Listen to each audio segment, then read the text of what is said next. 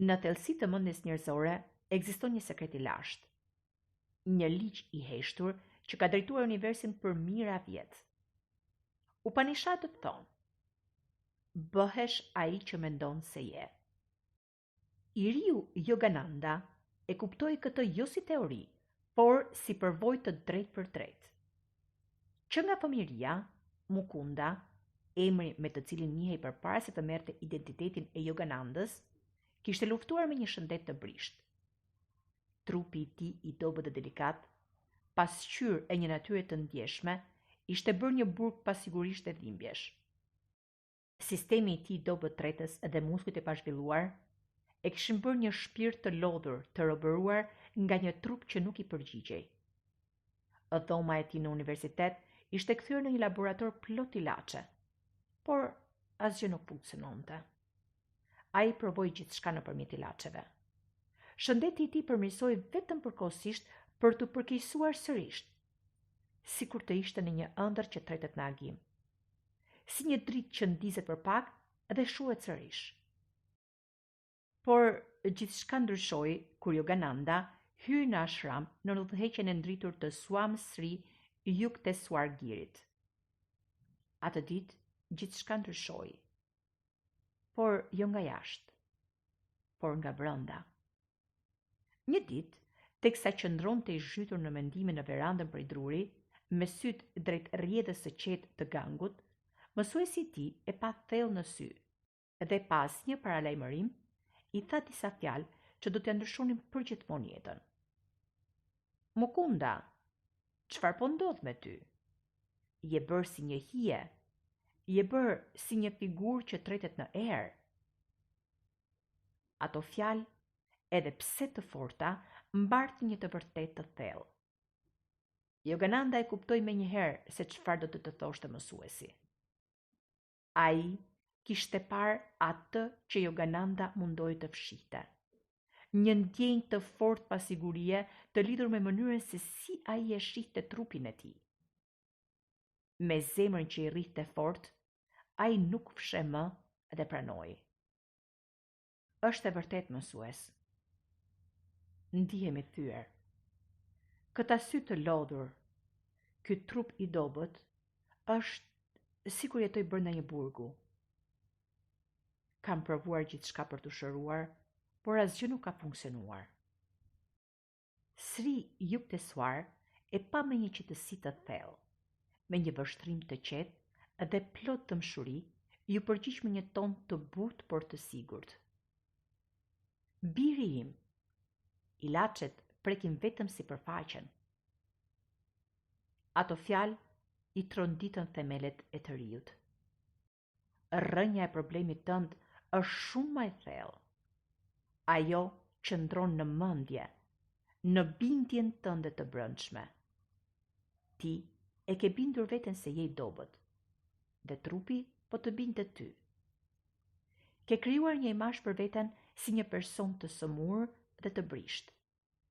Dhe trupi yt, shërbëtori besnik i mendjes, është përshtatur me këtë bindje dhe e ka ndjekur këtë imazh. Ti vetë po e gjeneron sëmundjen tënde ditë pas dite, mendim pas mendimi. Por në të njëjtën mënyrë mund të rigjenerosh shëndet, forcë dhe vitalitet, duke ndryshuar mënyrën se si mendon. Sepse ne nuk jemi thjesht viktima të trupit tonë. Ne jemi arkitektët e tij përmes mendimeve tona. Fjalët e mësuesit nuk ushuan. Ato mbetën duke rezonuar në heshtjen e brendshme të Yoganandës si një jehon që kërkon përgjigje. Pas një çasti, duke reflektuar thellë, ai foli. Por ai foli jo vetëm me zë, por me të gjithë pasigurinë që e mbante brenda, duke i drejtuar një breshëri pyetjesh mësuesit të tij. Dhe ndoshta këto mund të jenë edhe pyetjet tuaja. Mësues, çfarë është në të vërtetë një mendim? Si mund diçka kaq e paprekshme të ketë ndikim mbi atë që duket kaq reale dhe konkrete? A është e mundur që ajo që ne i quajmë realitet të jetë vetëm një pasqyrim i asaj që besojmë thellë brenda vetes? Dhe nëse është kështu, A mundet mendja të ndryshoj vite sëmundjeje, madje të ndryshoj edhe atë që ne kemi pranuar si të pandryshueshme? A mund të arrijë mendimi atje ku mjekësia ndalet? Të prek atë që duket e parritshme, madje edhe ta shëroj? A mundet një mendim i vetëm, sado i fuqishëm, të fshi vite të tëra dobësie dhe sëmundjeje dhe të transformoj rrënjësisht atë që ne i mësuar të quajmë kufi? Apo e gjithë kjo është vetëm një iluzion që ne e quajmë shpresë? Mësues, a kanë vërtet kaq fuqi këto mendime tona? Pasi gjithçka po më duket shumë e thjeshtë për të qenë e vërtet. Ai ndaloi pezulluar mes dy botësh, asaj që kishte jetuar dhe asaj që sapo kishte filluar të kuptonte. Atëherë, mësuesi mori fjalën. A je pyetur ndonjëherë se si mundet fuqia e mendimit të formësoj realitetin tënd? Është e zakonshme të besojmë se mjekësia është e vetmja përgjigje për vuajtjet tona. Por, përkrah saj, biri im, mos harro se ekziston dhe një shtet tjetër, një rrugë drejt shërimit të brendshëm, një shërimi të thellë drejt thelbit të asaj që je, të asaj që mund të zgjoj esencën tënde më autentike. Dhe deri në ç'pik mund të arrijë kjo fuqi? Pra, deri në ç'pik mendja mund të ndikojë trupin apo edhe shpirtin? Pyeti sërish djaloshi. Heshtja që pasoi nuk ishte bosh. Ishte e gjallë. Ishte përgjigje në formën e saj më të pastër. Sepse ndonjëherë e vërteta nuk vjen gjithmonë me fjalë. Ajo vjen si një ndjenjë që të deporton brenda, që të prek dhe të ndryshon. Pas pyetjes së djaloshit, mësuesi e pa drejt në sy dhe me një qetësi që nuk linte vend për dyshim, foli. Biri im, mendja jonë nuk dallon gjithmonë mes reales dhe asaj që ne besojmë fort. Ajo është më e fuqishme se çdo dhimbje. Mendja është arma jote. Mendimi është shigjeta. Besimi është forca që i tejkalon të gjitha pengesat. Këto fjalë u ngulitën thellë në shpirtin e të riut, në heshtjen e shenjtë të ashramit dhe mbetën aty, të gjalla. Por, megjithatë, pyetja brenda tij nuk u shua. Por mësues, si mund të ecë në rrugën shpirtërore kur trupi më tradhton çdo ditë? Pikërisht këtu qëndron thelbi, u përgjigj mësuesi. Mendja nuk reagon ndaj asaj që është, por reagon ndaj asaj që ti beson. Nëse ti e ndjen veten të dobët, trupi të bindet.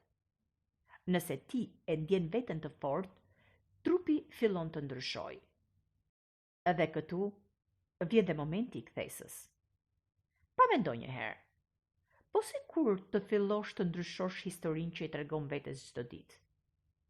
Po si kur në vend që të përsërisësh dobësitë, të fillosh të ushqesh forcën? Buzëqeshja e tij pasqyron shpirtin e një njeriu që ka kaluar sfidat e jetës dhe ka mësuar të t'i kalojë ato. Ai e vështron me një empati të thellë dhe vazhdon të flasë. Fjalët e tij, të ngarkuara me kuptim, vallëzojnë në ajër si një mesazh i shenjtë. Nuk bëhet fjalë për mendime të zakonshme, Mukunda, thot ai me një ton që të ma gjeps. Bëhet fjalë për mendim të fokusuar, të besuar dhe të mishëruar. Sepse një mendim nuk është thjesht një mendim. Është një komand, është një sinjal, është një mësim i heshtur që trupi e ndjek pa diskutim. Më lejo të ndaj një përvojë timen personale me ty, biri im, tha mësuesi. Në ato moment, jug të suar e çoi djaloshin pas në kohë, në thellësinë e rinisë së tij, aty ku vuajtja dhe brishtësia përzieshin me shpresë dhe vendosmëri, Ai filloi të tregoj për një nga periudhat më të errta të jetës së tij. Një betejë e gjatë 2 mujore me etet tifoide, gjatë së cilës trupi i tij ishte reduktuar në një guack të brisht. Çdo hap ishte një luftë. Meditimi ishte bërë i pamundur. Dhe frymëmarrja dukej si një përpjekje e rëndë. Por pikërisht aty, gjithçka u kthye në një provë. Me zemrën e mbushur me dëshpërim, i lodhur, i dobësuar, pothuajse i dorëzuar, ai ju drejtua mësuesit të tij, të nderuarit Lahiri Mahasaja. Ju drejtua në kërkim të një shpresë shpëtimi. Gurudev, nuk arrijes të meditoj. Dobësia ime është e plot. Pranoja ime një zë që i dridej, thuajse i mposhtur nga vuajtja. Por, mësuesi i tij, me qetësi të thellë që vetëm qenjet e ndriçuara mund të rrezatojnë, e pa drejtën në sy dhe me një buzëqeshje të lehtë dhe enigmatike i tha: Yukteswar, më parë zgjodhe të sëmuresh, tani po zgjedh të jesh i dobët. Por rri qet birim, nesër do të jesh më mirë. Duke ndjerë ato fjalë të vibrojnë zemrën e tij, Yukteswar u dorëzua ndaj besimit. Atë natë, i qetë dhe i patrazuar, u shtrit të flinte i mbështjell nga një paqe e papritur, sikur tashmë mund të prekte fijet e arta të shërimit. Dhe në mëngjes, kur u zgjua, ai ndjeu energjinë që të rritte sërish në trupin e tij. Mirënjohës vrapoi me entuziazëm drejt mësuesit për t'i treguar rilindjen e tij. Por Lahiri, me një buzëqeshje, e ndërpreu me fjalë të papritura: Mirë, por të shohim si do të jesh nesër. Në zemrën tënde mund ta ndjesh atë dyshim. Farën e heshtur që futet në mendje dhe fillon të shëm muret e sigurisë që ka ndërtuar me aq mundim. Dhe të nesërmen, sikur ngjarjet të ndiqnin një skenar të shkruar më parë, Yukteswar ra edhe më poshtë. I hutuar, ju drejtua mësuesit të tij, i cili me një qetësi të thellë shpjegoi: E shes sa e fuqishme është mendja? Mjafton të mbillet një farë dyshimi në mendjen tënde për të përmbysur gjithçka. Kjo mosimdhënie, kjo e vërtet universale është një dritë për ty. Mendja jote, ajo forcë e padukshme por jashtëzakonisht e fuqishme, ka aftësinë që të përmësoj realitetin tënd. Mëso të fokusosh mendimet e tua. Ti ushqesh me besim. Ti mishërosh dhe ti jetosh si të vërteta. Në këtë udhëtim të zbulimit dhe vetëdijes, kujto se çdo zgjedhje është një fuqi. Çdo mendim ka peshë. Çdo dyshim mund të shndërrohet në një forcë ose në dobësi. Prandaj, ashtu si unë, biri im, mund të zgjedhësh të jesh mjeshtri i jetës tënde. Ta afirmosh vullnetin tënd dhe të jetosh në harmoni me aspiratat e tua më të larta. I vetëdijshëm, i pranishëm, dhe mbi të gjitha, mos lejo që dyshimi të errësojë dritën e shpirtit tënd. Zgjedhja është e jotja. Imagjino një botë ku mendimi yt nuk është thjesht një reflektim i çastit, por forca që përmëson realitetin tënd. Shekuj më parë, dietarët indian kishin kuptuar tashmë lidhjen e shenjtë midis mendimit dhe materjes. Një lidhje që sot gjen jehon dhe në zbulimet më moderne shkencore. Dëgjoj me vëmendje atë që na mësojnë Upanishadët. Bëhesh ajo që mendon se je. Këto fjalë janë një ftesë për reflektim të thellë. Janë një çelës për të hapur dyert e një vetëdije të re. Nuk bëhet fjalë vetëm për spiritualitet të lartë, por për një realitet psikobiologjik që sot njihet dhe studiohet edhe nga psikoneuroimunologjia. Mendja është më e fuqishme se çdo ilaç. Një mendim i vetëm mund të ndërtoj ose të shkatërroj. Mendimet, besimet dhe ndjenjat e tua nuk janë thjesht skena të brendshme. Ato janë forca dinamike që formosojnë biologjinë tënde, shëndetin tënd dhe jetën tënde të përditshme. Kur mendon për trurin, për mendjen, është thelbësore të kuptosh se ai nuk e kupton dallimin midis asaj që përjeton vërtet dhe asaj që imagjinon. Sa herë që mendja jote fokusohet në një bindje, qoftë pozitive apo negative, trupi i përgjigjet sikur ajo të ishte e vërtetë. Nëse imagjinon veten të sëmurë, qoftë edhe për një çast, trupi fillon të reagojë. Kortizoli rritet, sistemi imunitar dobësohet sikur të përballet me një kërcënim real. Prandaj, këtu të ftoj të reflektosh. Çfarë do të ndodhë nëse këto imazhe dhe bindje do të fillonin të ndryshonin? Nëse do të vendosi të përmbysje mënyrën tënde të menduarit? Transformimi nuk ndodh me magji, por ndodh përmes një rreshtimi të brendshëm që të rikthen tek një renditje i realitetit. Këtu hapet një urë, një pikë takimi mes shkencës dhe shpirtit. Të marrësh vetëdijen e fuqisë së mendimit tënd, do të thotë të rizbulosh aftësinë tënde për të shëruar, krijuar dhe manifestuar çdo ditë jetën që dëshiron. Mendja jote është një laborator alkimik, ku çdo mendim është një përbërës në recetën e madhe të ekzistencës. Emocionet pozitive, vizualizimet e fuqishme, afirmimet e përditshme nuk janë thjesht teknika, por janë instrumente transformimi që mund të çojnë drejt një jete më të plotë dhe më të përmbushur. Je përballë një zgjidhjeje. Të vazhdosh të jetosh jetën në potencialin tënd ose të përqafosh të vërtetën që ke brenda teje. Vetëdia është hapi drejt ndryshimit. Mendo për atë që dëshiron. Imagjino jetën tënde ideale. Ndjeje vërtet atë emocion të gjallë brenda teje. Edhe, ndërsa e bën këtë, lejoje veten që të bëhesh arkitekti i realitetit tënd. A do të dëshiroje ta nisje këtë udhtim? A je gati?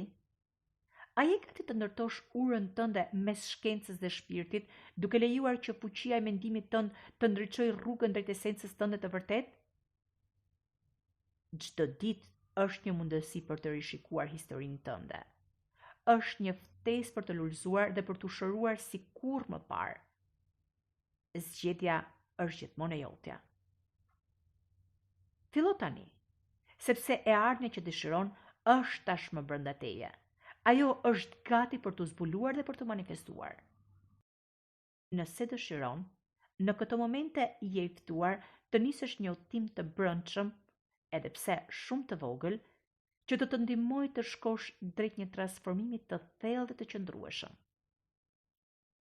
Prandaj, merr frymë thellë dhe përgatite mendjen të eksplorojë 3 teknikat të transformimit mendor, të cilat janë frymëzuar nga Yogananda i jashtëzakonshëm.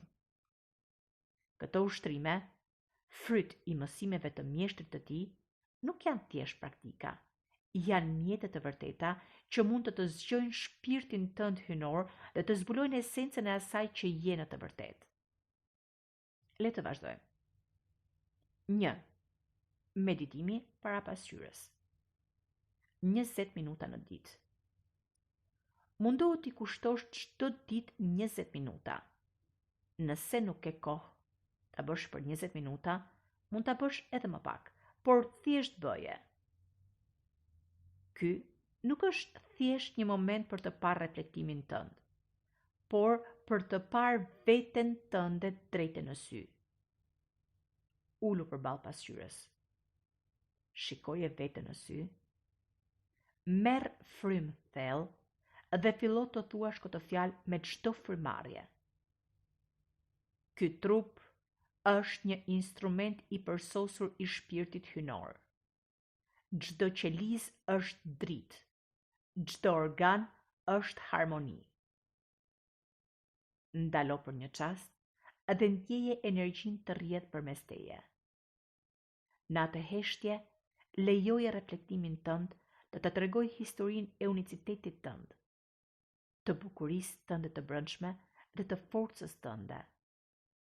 Teksa përsërit këto afirmime të fuqishme, imagjino se çdo frymëmarrje hap një portë të re mundësish, duke të çliruar mendjen nga kufizimet dhe duke lejuar që të përqafosh plotësinë e qenies tënde. 2. Ditari i afirmimeve me dorën jo dominuese. Merr një ditar edhe me një stilolaps në dorën jo dominuese shkruaj çdo ditë nga 3 herë. Mendja ime krijon shëndet të pandalshëm dhe të qëndrueshëm. Kjo praktik, sado e thjeshtë të duket, aktivizon sinapse të reja dhe lidhje neuronale, duke forcuar një mesazh të fuqishëm që rrënjoset në vetëdijen tënde. Nuk është thjesht shkrim, është riformatim i trurit. Është një ceremoni transformimi. Me çdo fjalë të shkruar, po ndërton një urë drejt potencialit tënd të pakufizuar duke rimodeluar përvojën tënde të jetës. 3. Vizualizimi krijues me mantra. Vëre në veprim fuqinë e imagjinatës tënde.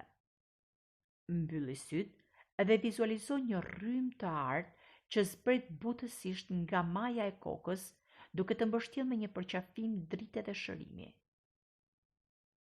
Kjo rrymë hynore riparon çdo ind, çdo organ dhe çdo aspekt të qenies tënde. Ndërsa hyn në këtë vizualizim, shqipto mantrën sanskrite.